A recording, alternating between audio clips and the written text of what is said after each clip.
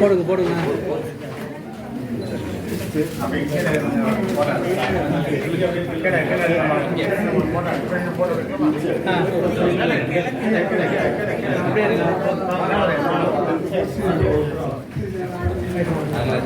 நல்ல தாராளமா நிற்கலாம்.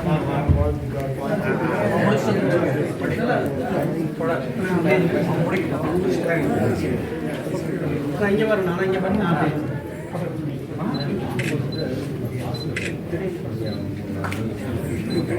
இங்க பாருங்க, நான் இங்க பாருங்க. ஓகே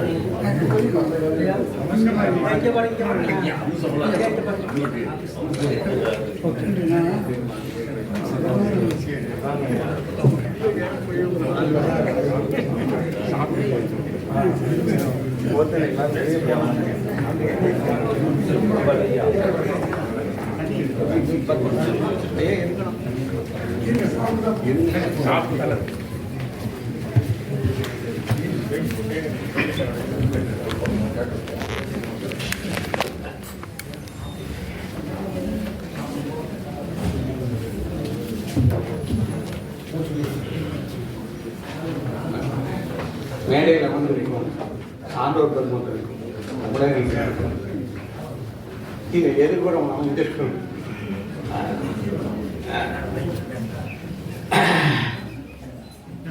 நீங்க இருந்து இதை எல்லோரும் கேட்டவர்கள் தான் மிகப்பெரியவர்கள். அதனால இங்க இருக்கிறவங்க எல்லாம் படைப்பாளர்கள் தான். ஒவ்வொருத்தரும் இவன் எழுத்துலக படைப்பாளர்னா எங்களுடைய பொற்கொள்ளைகள ஒவ்வொரு விஷயத்தையும் ஒன்று 4 பேர் அதில் வந்திருக்காங்க. ஒவ்வொரு இதுலையும் அதில் அவங்க மிகப்பெரிய படைப்பாளர்கள். எந்த ஒரு விஷயத்தையும் படைக்கிறதுல ஒரு பாவம் இருக்கணும், ஒரு பாவம் இருக்கணும், ஒரு கலை வேணும். நீங்க சாதாரணமா எங்களுடைய தொழில ஒரு தோடு செய்யறோம், ஒரு மோதிரம் செய்யறோம்னா அதற்கு கூட ஒரு பாவம் இருக்கு. ஐயா நான் சொல்றேன், ஒரு பூ மாதிரி ஒரு தோடை செய்யறேன் அப்படின்னு சொன்னா அந்த பூ எந்த பாவத்தில் இருக்கணும்னு ஒண்ணு இருக்கு. ஒரு பூ விரிஞ்சு இருக்கலாம், அது ஒரு பாவம். அது மூடி இருக்கலாம், அதை கூட செய்யலாம், அதுவும் செய்யப்படும். அதாவது எந்த ஒரு விஷயத்துக்கும் ஒவ்வொரு பாவங்கள் இருக்கு. அந்த பாவம் பாவம் தான். பாவம்ங்கிறது என்ன அப்படின்னு சொன்னோம்னா அது என்ன எனக்கு விளக்க தெரியல. அது அந்த பாவத்தோட அதை செய்யணும், அந்த கலை உணர்வோட அந்த பாவம் அதில் வெளிப்படணும். இப்போ அண்ணா ஆலைமணி படத்தில் அதை ஒரு சீன் இருக்கு பாருங்க. ஆலைமணி அந்த ஆலைமணி படத்தில் பாட்டு வரும். பாட்டு வந்தவுடனே அவர் ஒரு படத்தை வரைஞ்சிட்டு இருப்பார். சிவாஜி கணேசன் ஒரு படத்தை வரைவார். அது இல்லை, படம் வரைகிற மாதிரி நிறைய பேர் நடிச்சிடலாம். படத்தை வரைஞ்சி முடிச்ச உடனே அந்த தோலை வச்சுட்டு கைக்குட்டை எடுத்து தொடக்கிறது இருக்குல்ல, அப்படி தொடச்சாருன்னா ஒரு ஓவியன் எப்படி தன்னுடைய பிரமாதமான ஓவியத்தை மடைஞ்ச உடனே தன்னுடைய மனசுல நம்ம பெயிண்டிங் பிரமாதமா வந்துட்டோம்னு ஒரு ஃபீலோட கையை தொடப்பாங்க, அந்த மாதிரி இருக்கும். அதைத்தான் நான் சொன்னேன். அது மாதிரி வேளாங்கண்ண வந்து எனக்கு வந்து இந்த புத்தகத்தை வெளியில இது வந்து இது ஒரு கலைக்கு அவங்க தொண்டு செஞ்சிருக்காங்க. இந்த கலை வந்து 99 விழுக்காடு இப்ப நான் இதில் எழுதியிருக்கிற மாதிரி இப்ப நடக்கல. அது அழிஞ்சு போயிட்ட ஒரு சூழ்நிலை. எல்லா தொழிலையும் அந்த அழிவு நடந்துட்டு இருக்கு. எங்க தொழிலும் இல்லை. ஒரு நாங்கள் முதல்ல செஞ்ச நாங்கள் பொற்கொள்ளை செஞ்சோம். அதுல முதல்ல நாங்க எப்படி செஞ்சோமோ அப்படி இப்ப செய்யப்படலை. ஒவ்வொன்றுக்கும் வந்து தொழிற்சாலைகளும் எந்திரங்களும் வந்துடுச்சு. ஈவன் கையில கல்லு வழியால கல்லு சிலை செஞ்சோம்ல, அதுக்கு கூட எந்திரம் வந்துடுச்சு. முந்தி நீங்க ஒவ்வொரு இதுல தான் பார்ப்பீங்க, ஒரு சிங்கத்துக்குள்ள ஒரு பந்து இருக்கும், அதை எடுத்துட்டா இந்த ராஜ்யத்தை எழுதி தரேன் அப்படின்னு முந்தி பழைய காலத்துல ஒரு ஒரு கோவில்ல கூட ஒரு சவால் விட்டுருப்பாங்க. ஆனா இப்ப அதை செஞ்சிட முடியும், சாதாரணமா செஞ்சிட முடியும். ஏன்னா எந்திரங்கள் இருக்கு. எந்திரங்கள் வந்து இந்த கைத்தொழில அடிச்சிடுச்சு அப்படின்னு சொல்றதா, இல்ல அதனுடைய பொருளாதாரத்தை வளர்த்துடுச்சா என்னது, அதை அப்புறமேல அதை ஆராய்ச்சி பார்க்கணும். அது வேற வேற ஜோனல். கலை வந்து ஒரு மாதிரி பரவலாயிடுச்சு. ஆனா அது ஆடப்பட்டிருக்கா அப்படிங்கிறது எனக்கு தெரியல. அது அந்த வகையில நான் ஒவ்வொரு விஷயத்துல எங்களுடைய இப்ப இன்னும் அந்த நகாஸ் மிக முக்கியமான நுணுக்கமான நகாஸ்ல மட்டும்தான். நகாஸ்ல இப்ப டை போட ஆரம்பிச்சிருக்காங்க. நீங்க ஒரு $1,00,000 வந்ததுன்னா முதல்ல நாங்கள் கையால நகாஸ் போட்டு கொடுத்துட்டு இருந்தோம். இப்ப நீங்க இப்ப சொன்னீங்கன்னா 1 மணி நேரத்தில் $100 கொடுத்துரும். அது மாதிரி மிஷின் வந்துடுச்சு. அப்ப ஒரு இதுக்கு $20 கூலி வாங்கியிருந்தோம். இப்ப $2 கூலி வாங்கி 100 $200 கூலி வந்துடும். கூடுதல் தான், சம்பாத்தியம் கூடுதல். ஆனா அது இல்லை. இப்ப அந்த ஈடுபாடோ அந்த இதுவோ இப்ப இல்லை. அது எல்லா விஷயத்திலையும் நடக்குது, எல்லாத்துலயும் நடக்குது. இப்போ ஒரு புத்தகத்தை முந்தி போய் இங்க இருந்து நான் கமலஹாசனுடைய போய் வருகிறேன்னு ஒரு சின்ன நாவல், போய் வருகிறேன்னு வரும். அவருடைய சுயசரிதையில ஒரு பாகம் இருக்கும்.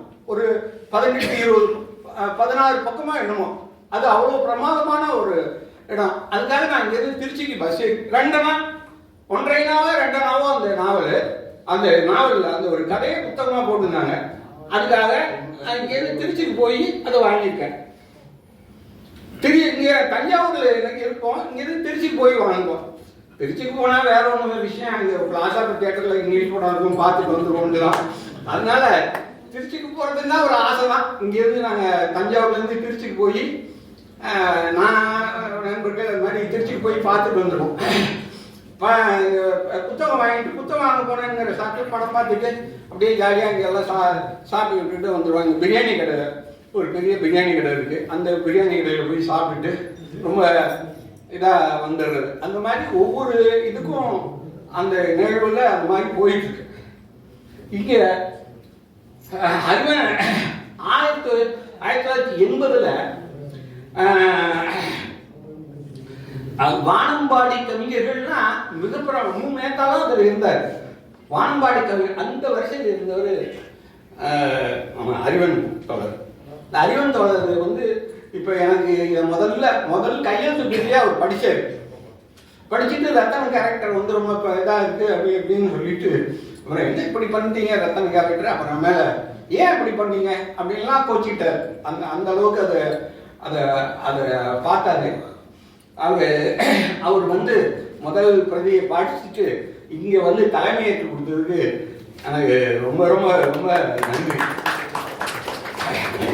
இதுக்கு முன்னாடியே எனக்கு தமிழ்னா தஞ்சை தமிழ்வாணன்னு இப்போ முதல்ல பாடினார்ல, ரொம்ப நெருக்கமா நம்ம எங்க தாமியாக்காசர் தோழர் அவங்க அவர் வந்து பாடினதுக்கும் இங்க மணித்தோழர் வந்திருக்காங்க, அமைச்சர் வந்திருக்காங்க, நிறைய பேரும் எங்கள் தாமிய காசை வந்து எனக்கு அப்படியே நரமும் சதையும் ரத்தமும் மாறி.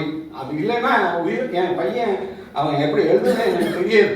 ஆனால் எழுதுனது சரி, இல்லைன்னா நான் உயிரோட வாழ்ந்துருப்பானான்னு எனக்கு தெரியாது.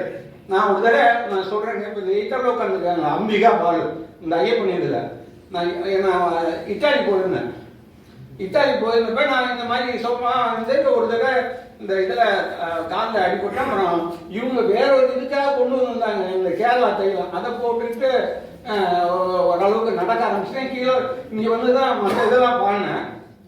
அந்த இடத்துல நான் போனப்போ என் மனைவி அழைச்சி போயிருந்தேன், உயிரோட இல்லை நிழல் படத்தோட நான் எடுத்துகிட்டு போனேன். அப்போ அவங்க அவங்க அவங்க ஒரு யூடியூபர் கேரளா இதெல்லாம் அவங்க பொண்ணு வந்து துபாயில் இருக்கு. இப்போ என் ஃப்ரெண்டோட பையன் ரொம்ப க்ளோஸ் ஃப்ரெண்ட் ஒருத்தன் கத்தாரில் இருக்கான். அவன் என்ன அவன் விசாரிச்சுட்டு இருக்கான். அப்புறம் இவங்க பொண்ணு நான் வந்து கேட்டேன், இல்லை இல்லை நல்லா இருக்கு அப்படின்னு சொல்லிட்டு இருக்காங்க.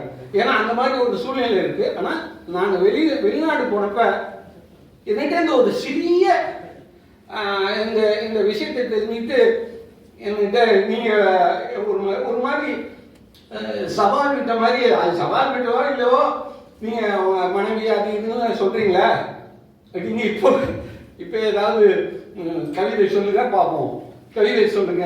நான் ஒரே ஒரு முழுசாலாம் பெருசாக சொல்ல முடியாது, 2 வரி வேணா சொல்கிறேங்கன்னு சொன்னேன். அது கொடுக்குது. அது இதுதான். அவள் என்னோடு வாழ்வதற்காக இறந்து போனாலும் நான் அவளோடு சாவதற்காக வாழ்ந்து கொண்டிருக்கிறேன் அப்படிங்கிற அதான் நான் சொல்லியிருந்தேன். அதை அவங்க இதில் போட்டு அவங்க இவங்க டாக்டர் துபாயில் போட்டு அதுலேருந்து ஒரு 100 பேர் அது இருக்காரா இப்பவும் அந்த மாதிரி தான் நடந்துக்கிறாரெல்லாம் கேட்டிருக்காங்க. இப்பவும் அப்படி இருக்காரா, இதில் முன்னாடி இருந்தவங்கெல்லாம் கேட்டாங்க. அதை கொண்டு இது பண்ணி அமைச்சு கேட்டாங்க என்னுடைய இதில். அதனால அவங்க எனக்கு அந்த இதில் எனக்கு என் சகோதரி இந்த நம்ம உமாமேஸ்வரி அண்ணன்னு சொன்னாங்க. என்ன நான் வந்து 6 பெண்களோட என் கூட பிறந்தவங்க 6 பேர். அதில் கடைசி தங்கச்சி பேர் உமாமகேஸ்வரி. 2 அக்கா. எங்கள் பெரியப்பா தான் எல்லாருக்கும் பேர் வச்சது. அவங்க ஒரு காங்கிரஸ் தியாகி. 5 ஏக்கர் நிலம் இருக்கு. அப்பாவுக்கும் 5 ஏக்கர் இருக்கு. எங்கள் இதுக்கும் நிலம் கொடுத்துருக்காங்க. நான் காங்கிரஸ் கிடையாது. அதான்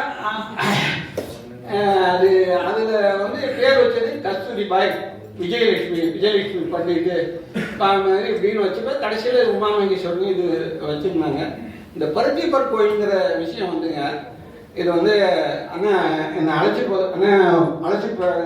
அழைச்சி போகிறேன்னு சொல்லியிருக்கேன், போகணும். பருத்தியப்பர் கோயிலுங்கிறது அது வந்து பருவியப்பர் கோயில்னு சூரிய பகவான், அதாவது இந்த தன்னுடைய மகனை தேர்ல இது பண்ண சிவி சக்கரவர்த்தி இருக்கார் இல்லையா, அவர் கட்டின கோயில் அது.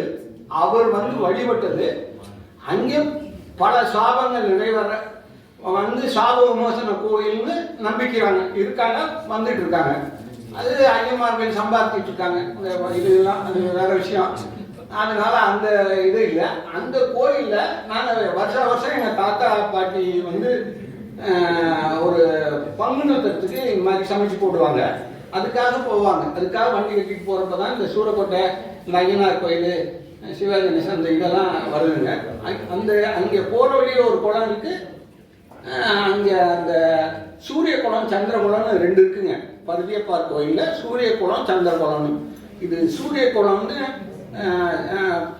அந்த கோயிலுக்கு நேர் எதிர்ப்புறம் இருக்கிற குளம்.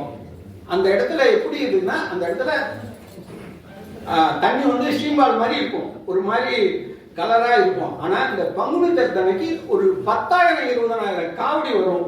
காவடி பூரா பால் குடம் எடுத்துட்டு வந்து அந்த பால் குளத்தில் முழுகி ஏந்திரிச்சு போவாங்க. அப்போ அந்த இதில் உள்ள பால் எல்லாம் செதறி சுற்றியே பாலாக இருக்கும்.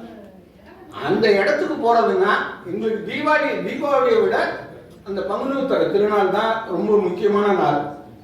ஏன்னா அங்கே போனால் அவுத்து விட்டுருவாங்க நம்மளை. அது இப்போ போயிட்டு ராத்திரி, ஏன்னா ஒரு கிராமத்துக்குள்ளே நடக்குது. அதனால எங்கெல்லாம் போனாலும் எங்கேயாவது எங்க பந்தல்ல ஒரு ஒரு 500 பேருக்காவது சாப்பாடு ஆக்கி போட்டுட்டு வருவாங்க. ஆனால் நாங்கள் அங்கே சாப்பிட்றது இல்லை, நான் இங்கே சாப்பிட்றது இல்லை. வேற மரத்தடியில் அங்கெல்லாம் வண்டி கட்டிட்டு வந்து சாப்பாடு போடுவாங்க. சாப்பாடு போடுவாங்கன்னா இங்கே புளியதொரை அது இதெல்லாம் கொடுப்பாங்க. அதை எங்கேயோ வாங்கி சாப்பிட்டுட்டு அப்படியே சுற்றிக்கிட்டே அது அப்படியே தெரிஞ்சுக்கிட்டு இருக்கிறது. அதில் வந்து அது ஒரு பெரிய இது, அதெல்லாம் சொல்ல முடியாது மேடையில். அந்த மாதிரியான அது அது அது அது மட்டும் காரணம் இல்லை. நான் வந்து அந்த என் ஒய்ஃபு இறந்ததுக்கப்புறம் அண்ணன் வந்து என்னை கூப்பிட்டு நான் வந்து முதல்ல படிச்சுக்கிட்டு இருப்பேன் போகிறோம். ஆனால் அதுக்கப்புறம் போகிறப்ப இதை படிச்சிட்டிங்களா, இதை படித்து முடிச்சுட்டு இருக்கிறதுக்குள்ள இந்த புத்தகம் வந்துடுச்சு, வாங்கி படிச்சிட்டிங்களா, இப்போ என்ன செஞ்சுட்டு இருக்கீங்கன்னு அண்ணன் கேட்டு கேட்டு கேட்டு நிறைய புத்தகங்கள் படித்தேன். அதில் அது இல்லாமல் இதை பார்த்தேன். சீசு செல்லப்பா எழுதுனேன் உனக்கு நாணயமும் காலவரையும்னு ஒரு புத்தகம் இருக்கு. நாணயமும் காலவரையும்னு ஒரு புத்தகமும் டி ஜானகிராமன் இதில் வந்து கடன் தீர்ந்ததுன்னு ஒரு இந்த ரெண்டு நாவலும் என்ன அப்படின்னு கேட்டிங்கன்னா அவங்க மற்றதெல்லாம் விட்டுடுங்க. அதில் ஒருத்தன் அது கடன் தீர்ந்ததில் வந்து ஒரு புரோக்கரு அவன் இதை காமிச்சு இதை காமிப்பான் அதை காமிப்பான், நிறைய ஃப்ராடெல்லாம் பண்ணிட்டு வந்துடுவான், நிறைய காசும் சம்பாதிப்பான். அதை கோர்ட்டு கேஸுன்னு காசையும் கொடுத்துடுவான். இவனை கடன் சூழ்ந்து இவனை கடன்காரன் நெருக்கி இவன் கோர்ட்டெல்லாம் போயிட்டு இவன் ஆடம்பரெல்லாம் முடிஞ்சு இருக்கிறப்ப இவனால் ஒன்றுமே பண்ண முடியாது. அவன் வீட்டுக்கு அவர் வந்துடுவார். நீங்க என்ன சொல்ற அப்படின்னு கழுத்தை நெரிச்சு போடுற நேரத்தில் அவங்க ஒய்ஃபு ஐயா என் முந்தானையில் 1 ரூபா இருக்கு அப்படின்னு 1 ரூபாயை கொடுப்பாங்க. அவனுக்கு 100 ரூபாயோ 1000 ரூபாய் தரணும். அந்த 1 ரூபாயை வாங்கிக்கிட்டு அவன் இந்த கடன் தீர்ந்துச்சு போன்னு சொல்லுவாங்க. அதுதான் கடன் தீர்ந்ததோட கடைசி கதை. அது நிறைய இருக்கு அந்த விஷயம் இருக்கு. இது ஜானகிராமனுடைய கடன் தீர்ந்தது கதை. இது இல்லாம இந்த சீசு செல்லப்பாவோட இந்த கடனும் நாணயமும் கடனும் காலவரையும் அப்படின்னு ஒரு கடனும் காலவரையும் ஒரு நாவல் இருக்கு. அதுக்குதான் அதுவும் ஒரு நீதி சொல்ற கதை. என்ன அப்படின்னு கேட்டீங்கன்னா அந்த காலத்துல இந்த காசிக்கு போறதுக்கு வந்து ரொம்ப டைம் ஆகும். காசிக்கு போறதுன்னா நிறைய நாட்கள் எடுக்கணும், கொஞ்சம் கொஞ்சமா சேர்ப்பாங்க. அது ஒரு பிராமணன் அவன் வந்து காசிக்கு போகணும்னு கொஞ்சம் கொஞ்சமா பணம் சேர்த்து ஒரு தட்ட பணத்தை கொடுத்துட்டு போவான். நான் பணம் கொடுப்பான். இந்த பணத்தை கொடுத்துட்டு இல்லை இங்கேருந்து காசிக்கு போயிடுவான். ஒரு தட்ட கடன் வாங்கிக்கிட்டு காசிக்கு போயிடுவான். கடன் வாங்குறப்ப அவன் ஒரு பொருளை அடகு வச்சுட்டு போவான். அந்த என்ன பொருள்னு சொல்றேன். அந்த கடன் வாங்கிட்டு காசிக்கு போயிடுவாங்க. ஐயா காசிக்கு போனோம்னா அங்கே நிறைய வேற இதெல்லாம் பார்த்து சம்பாரிச்சிடுவான். காசு நிறைய இந்த இதெல்லாம் பண்ணிட்டு காசு சம்பாரிச்சோன்னே அவன் பாதியிலே அந்த ஆள் இறந்து போடுறப்ப அந்த ஆளுங்க நண்பர்கிட்ட சொல்லுவோம், பாருங்க காசு சேர்த்து வச்சுருக்கேன், இதை இந்த கடன் வாங்கிட்டு இவன்கிட்ட கொடுக்கணும்னு. அண்ணன் முந்தானத்துக்கு பேசினாங்க. இதில் பக்கத்து வீட்டுக்காரங்கெல்லாம் பேசுகிற மாதிரி எழுதியிருக்குமா? இப்போலாம் அந்த மாதிரி கிடையவே கிடையாது. ஆமாம், இங்கெல்லாம் அடுத்தவங்கள்ட்ட அடுத்த வீட்டில் போய் எங்கள் வீட்டில் அவங்க உரிமை போட்டு பேசுவாங்க. ஏன் இது அண்ணன் உங்கள் அக்கா என்ன வச்சுருக்கீங்க, உங்கள் தம்பி சாப்பிடவே இல்லை, நான் இந்த ரசம் எடுத்துகிட்டு போகிறேன், இதை எடுத்துகிட்டு போகிறேன், வீட்டுக்கு உள்ளே போய் புடவை எடுத்துகிட்டு வருவாங்க. இல்லையா அந்த காலகட்டத்தில் இருந்துச்சு. அது இப்போ இருக்கா? இப்போ இல்லை. கேட்கவும் கூச்சும் கொடுக்கவும் மாட்டாங்கிற லெவலில் இருக்கு.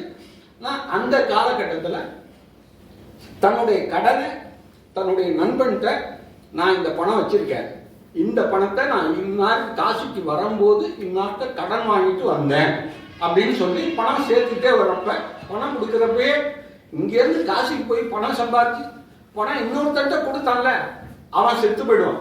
அந்த ஆள் செத்துடுவான். செத்தவன இந்த கடன் இந்த ஆளுக்கு கடன் கொடுக்கணும்னு ஒருத்தன்ட்ட கொடுத்துருப்பான் பணம். இவன் கூட கடன் வாங்கல. இந்த ஆள் கும்பகோணத்துல இந்த இடத்துல இந்த கிராமத்துல ஒருத்தன்ட்ட நான் கடன் வாங்கிட்டு இங்க வந்தேன், அவனுக்கு கடன் கொடுத்தாகணும் அப்படின்னு பணம் கொடுத்துருப்பான். இவனுக்கும் வயசாயிடும். இவன் இங்கேருந்து அவன் செத்து போயிடுவான். அவன் பணத்தை வச்சிருப்பான். அங்கேருந்து வந்து இந்த ஊரெல்லாம் தேடுவான். அப்ப தேடுறப்ப இவன் ஒரு பொருள் வேற நம்ம கொடுத்துருப்போம். என்னடா அப்படின்னு கடைசியில தான் தெரியும். அவன் ஒவ்வொரு இதையும் தேடி ஒரு கிராமத்துல போய் போனா அவர் செத்து போயிட்டாரு. யாரு? கடன் கொடுத்தவர் செத்து போயிட்டாரு, கடன் வாங்கினவரும் செத்து போயிட்டாரு, கடன் கொடுத்தவரும் செத்து போயிட்டாரு.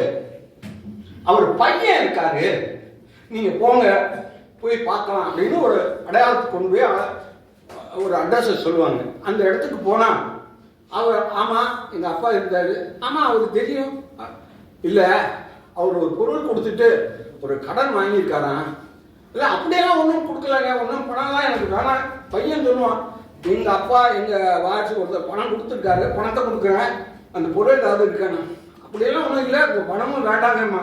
இல்லைங்க பாருங்க, நீங்கள் பொருளை வாங்க, அந்த பணத்தை நீங்கள் வாங்கித்தான் ஆகணும் அப்படின்னு சொல்லி பணத்தை வாங்குறப்ப அதுக்கு இதெல்லாம் இன்னொருத்தர் சாட்சியை வச்சுக்கிட்டு சரிங்க கொடுங்க அப்படின்னு சொல்லி பணத்தை வாங்கிட்டு, பொருள் இருக்கா, ஏதா அவங்க அப்பா கொடுத்ததா சொல்றாங்க என்ன அப்படின்னு போய் கேட்பான். இல்லை எங்கள் தாத்தாவோட எங்கள் அப்பாவோட பொட்டி ஒன்றுன்னு கிடக்கு, போய் பார்க்குறேன்னு மேலே ஒரு பரணிலேருந்து ஒரு பொட்டி எடுத்துகிட்டு வருவோம். அது ஒரு பழைய காலத்து பெட்டி. அந்த பெட்டிக்குள்ளே அவர் வச்சிருக்கிறதா சொன்னாருன்னு எடுத்துகிட்டு வந்தா ஒரு ஓலைச்சுவடியில் ஒரு முடியை வச்சு கொடுத்துருக்கும். அதை வாங்கினோன்னே அந்த ஓலைச்சுவடியை எடுத்துட்டு, ஓலைச்சுவடியில் கடன் உன்ட்டு இந்த ரூபா கடன் எழுதியிருக்கேன், அதுக்கு அடமானமாக இந்த பொருள்னு தன்னுடைய முடி இருக்கும். அந்த வாரிசு வாங்கி அந்த ஓலைச்சுவடிய கடன் பேப்பரை கிழிச்சு போட்டு, பேப்பரை கிழிச்சு போட்டுட்டு அந்த முடியை தூக்கி போட்டுட்டு போயிடுவார். யாரு? கடன் வாங்கியவருடைய நண்பர் வந்து அந்த கடனை எடுப்பார். அப்ப கொடுத்துட்டு போயிடுவார். அப்பாடா இப்பதான் ஏன் கடன் இருந்துச்சுன்னு சொல்லுவார். யாரு? கடன் கொடுத்துட்டு கடனை கொண்டு போய் நீ அடைச்சிடு அப்படின்னு சொல்லிட்டு போனார்ல, அவர் சொல்லுவார். அவர் கையில நேர்வா கடன் வாங்கல, அவர் சொல்லிட்டு போன கடன் இருக்குல்ல, ஒரு கடமையை ஏத்துக்கிட்டார்ல, சரி கொடுத்துன்னு வாங்கி வச்சுட்டார்ல, அந்த கடன் தீர்ந்ததுன்னு. அதுதான் கதை. இப்படி இலக்கியங்கள் வந்து நிறைய கற்றுக் கொடுக்குது. சில விஷயங்கள், ஒவ்வொரு விஷயங்களும் ஒவ்வொரு விஷயத்தையும் நம்மளை மாத்துது. பணம் வாங்கிட்டு இல்லைன்னு சொல்லிட்டா, ஐயோ ஒருத்தன் 100 ரூபா கொடுத்துட்டு இங்க ஒரு 10-20 ரூபா பாக்கினா ஒரு சின்ன ஏழை விஷயம், சார் இந்தாங்க பாக்கி 20 ரூபா, உங்க காசு எனக்கு வேணும் அப்படிம்பாங்கல்ல. அது இயல்பா நடந்துச்சு அந்த நாளில். அந்த மையத்தருவும் இது வந்து என்னுடைய குருவா மதிச்ச ஒருத்தர் தங்கராஜ் பத்தர்னு இருந்தார். அவர் இப்படி ஒரு ஆள் இருந்துச்சு அப்படின்னு சும்மா வாய்மொழியா சொன்ன கதை. அந்த சொன்ன கதையில இந்த கேரக்டர்ஸ் நேமெல்லாம் மாற்றிருக்கேன்.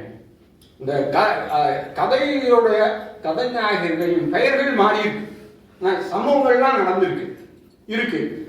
அது என்னுடைய நேரில் இல்லாத சில சம்பவங்கள்லாம் நேரில் சொல்றேன், பார்த்துருக்கேன், சொல்லியிருக்கேன். இதெல்லாம் பார்த்ததெல்லாம் எல்லாமே இப்ப இன்னைக்கு போனீங்கன்னா திருமலை செட்டியார் பார்க்க கடைன்னு இருக்கு. அந்த கடையில தான் பன்னீர் கோயில இருக்கு. பன்னீர் கோயில இல்லை, இங்க ஒண்ணு இருக்கு, கும்பகோணத்தில் ஒருத்தர் கடையில் இருக்கு. பன்னீர் புகையிலைன்னா இப்ப தெரியாது. அப்ப பன்னீர் புகையிலைன்னு ஒண்ணு இருந்தது. அதாவது புகையில போடுறவங்களுக்கு வாசனை, புகையில வாயிலேயே வெத்தல்பாக்கு போட்டு வச்சிருப்பாங்க.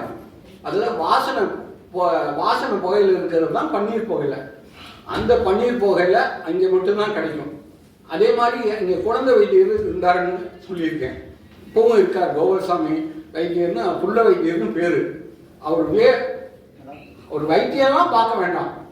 அவரு போனா குழந்தை அவர் 4 வயசு வரைக்கும் தான் பார்ப்பார், 3 வயசு 4 வயசு வரைக்கும் தான் பார்ப்பார். குழந்தைய ஒரு பெஞ்சு போட்டுப்பாரு, பெஞ்சு அந்த குழந்தை வயிற்றுல இப்படி கையை வச்சு பார்த்தாருன்னா இதுவே தீர்ந்துடும். அவருக்கு சின்ன மருந்து கொடுப்பாரு, ஏதோ ஒன்று ஆகும். ஆனால் அவரை கைராசிக்காரன்னு போற்றப்படுவாங்க. அதையும் எழுதியிருக்கேன். தஞ்சாவூர்ல இப்பவும் அண்ணன் என்ன கேட்டாங்க, இந்த குணங்குடிதாசன் சர்பத்து கடை இருக்கான்னு. உண்மையிலேயே குணங்குடிதாசன் சர்பத்து கடை இருக்கு. அவரு சர்பத்தை தயார் பண்ணுவார்.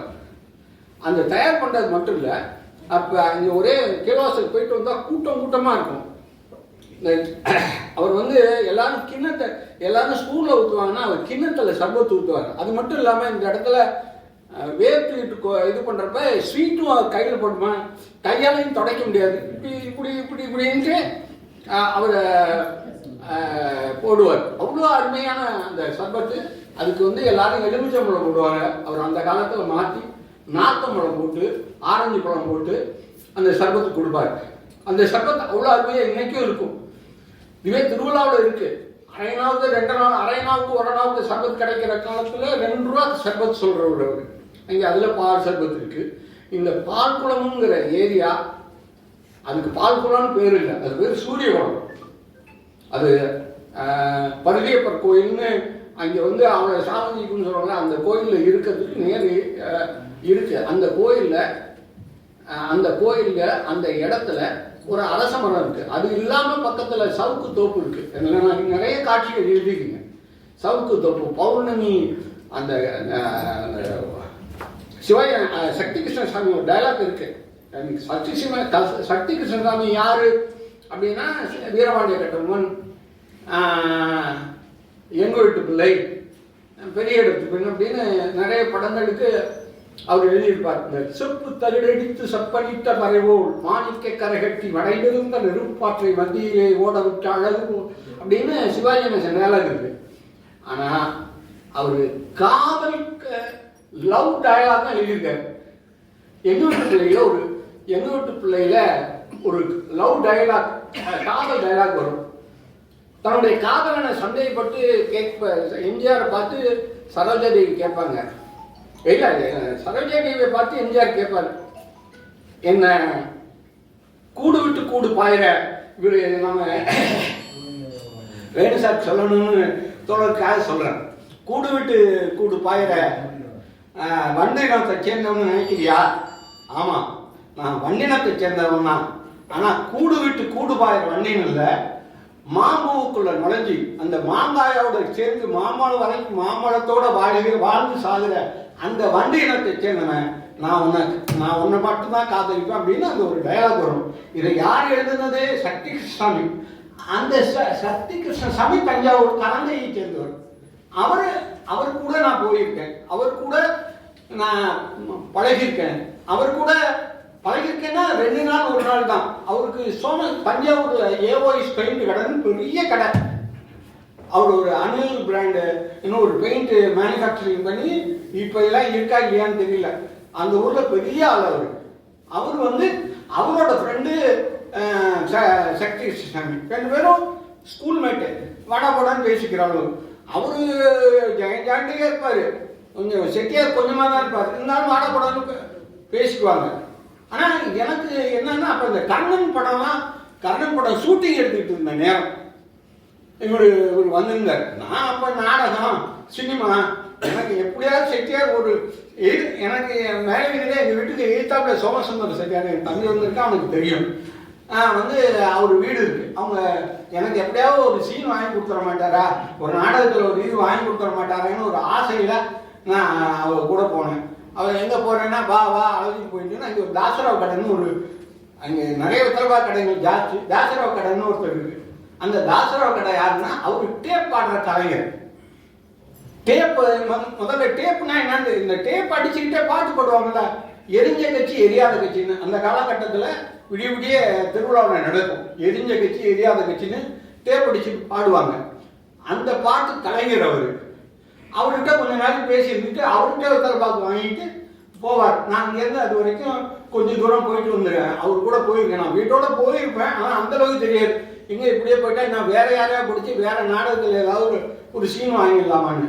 இந்த மாதிரி சீன் வாங்கிறதுக்காக கண்ணதாசனை போய் பார்த்துருக்கேன், நேரில் போய் பார்த்தேன் நான். ஏன்னா அது என் வாழ்க்கையில் எனக்கு நான் கலையில் வேலை செஞ்சுருக்கேன், இதெல்லாம் செஞ்சுருக்கேன் அப்படின்னு சொன்னது, கலை ஈடுபாடு வந்தது, இதெல்லாம் எனக்குள்ள ஏதோ ஒன்று இருந்ததுனால தான் அதை நான் செஞ்சுருக்கேன்.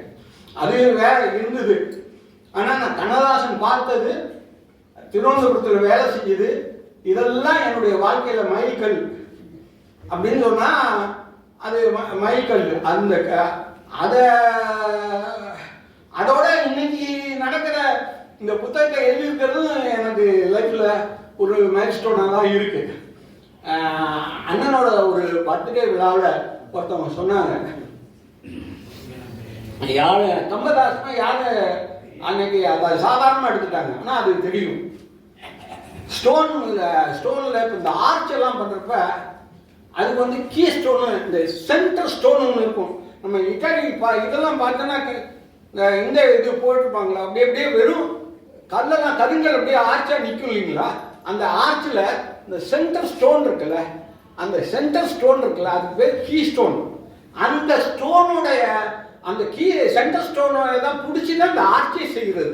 இந்த ஆர்ச்சி அதில் நிற்கிறது. அது மாதிரி இலக்கியவாதிகள் ஒரு புத்தகம் எழுதுறவன், இலக்கியவாதிகளுக்கு வேலாயுதம் தான் சென்டர் ஸ்டோன். எனக்கு வேலாயுதம் ஏதாவது ஒரு புத்தகம் வாசிப்பாளர்களுக்கும் சரி எழுதுபவர்களுக்கும் சரி ஒரு சென்ட்ரல் கீ ஸ்டோனாக இருக்கிறது நான் வேலாயுதம். எனக்கு வந்து நான் என் ஒய்ஃப் இறந்தவுடனே இதில் சொன்ன மாதிரி ரொம்ப ரொம்ப ரொம்ப நான் நடக்க ஒன்றுமே செய்ய முடியல. வேற இதெல்லாம் இதாகிட்டேன், அதெல்லாம் சொல்ல முடியாது. ஆனால் அப்போ நான் ஒரு பேப்பரில் படித்தேன். பேப்பரில் பார்த்தப்ப இது மாதிரி தாமஸ் கிளப்பில் தமிழ்நாடு முற்போக்கு எழுத்தாளர் கலைஞர் சங்கம்னு இன்னைக்கு இன்றைய நிகழ்ச்சிகள் அப்படின்னு போட்டு வந்துச்சு. நான் ஒரு ஆட்டோ பிடிச்சிட்டு அங்கே போனேன்.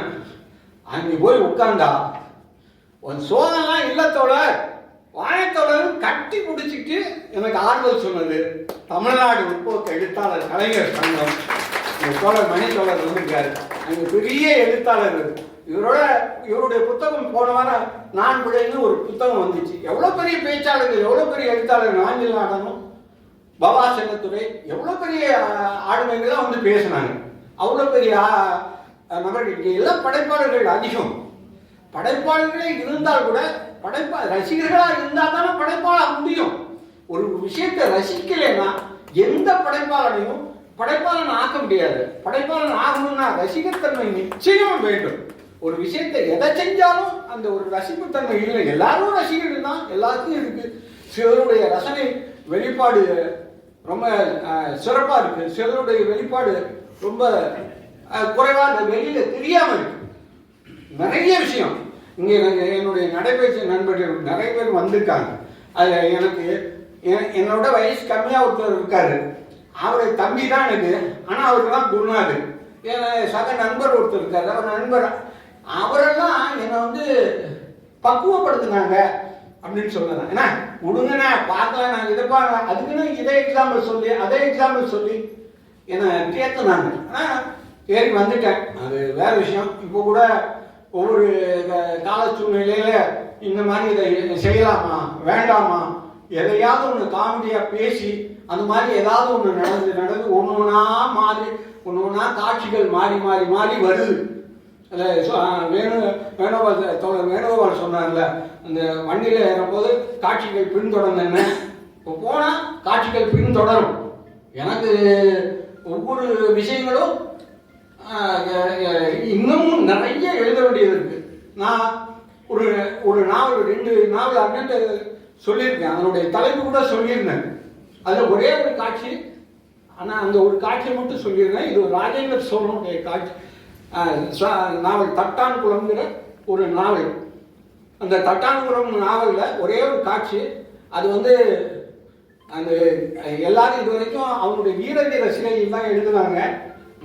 நான் டச் பண்ணியிருக்கிறது அவனுடைய பாலிய காலத்திலேருந்து வீரதீர செயலுக்கு வர்ற வரைக்கும் அவனுடைய பிளான்ஸும் அவனுடைய வளர்ப்பும் எப்படி இருந்தது, அவன் கடல் சார்ந்த விஷயங்கள்ல இந்த அதை எங்க கத்துக்கிட்டான், அதுக்கு யார் குருநாதர் அப்படி இருக்கிறப்ப அவனோட ஒரு நண்பர் வராரு. அவருடைய குருநாதருடைய பையன். அவர் என்ன சொல்றாரு, அவர் என்ன பண்றாரு அப்படிங்கிறதான். அப்ப ஒரு காட்சி வருது. நீ என்ன பண்ணுவ, உங்க தாத்தா அவங்களுடைய தாத்தா வந்து பெரிய கோயில், தஞ்சாவூர் பெரிய கோயில் கட்டினவர், நீ என்ன அது மாதிரி கட்ட போறியா அப்படின்னு இவங்க ராஜராஜ சோழன் கேட்குறப்ப, ராஜேந்திர சோழன் அவன்கிட்ட கேட்குறப்ப, இல்லை நான் அதை கட்ட போறதில்ல, நான் வேற ஒரு விஷயம் செய்கிறேன். நான் வந்து முழுவதுமான இதுவரைக்கும் உலகத்திலே ஆகாசத்தில் பறக்கிற, ஆகாசத்தில் இருக்கிற கோவில் பண்ணலான்னு இருக்கேன். ஆகாசத்தில் ஏதுரா கோவில்னா இதுவா? இல்லை நான் இப்படி பண்ணுறேன். ஒரு மணி செய்ய போகிறேன். அந்த மணி மேலே ஒரு கோவில் இருக்குது. அதுக்காக உண்டான அதுக்கான உன்ன அளவுகளையும் இதையும் சொன்னேன். இது இவ்வளோ பிரம்மாண்டமான மணியை எப்படி செய்வேன், எப்படி இல்லை நான் செய்யறதுக்கு எப்படி உன்னால் உருவாக்கிட முடியுமா? இல்லை உருவாக்கிட முடியும். அதற்காக உருவாக்கப்பட்ட இடம், அந்த செய்யப்பட்ட இடம்தான் தட்டான்குளம். அது எல்லா இடம் அதை எப்படி உருவாக்குறதுன்னு எழுதியிருக்கேன். அதுக்கு எவ்வளோ பெரிய ஏரியா வேணும்னு எழுதியிருக்கேன்.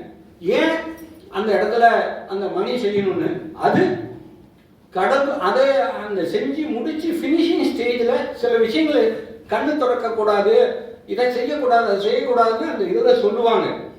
அந்த மாதிரி ஒரு செய்யத்தை மீறி செஞ்சப்ப ஒரு பெரிய பெரிய புயற்சூழல் வந்து அது அந்த மணியை கடல் கொண்டு போனது அப்படிங்கிறது அது இது இருக்கு. அந்த அந்த கடல் கொண்டு போனதை மீண்டும் கண்டுபிடிக்கிற கதை தான் இந்த தட்டான்குளம் நாவல்.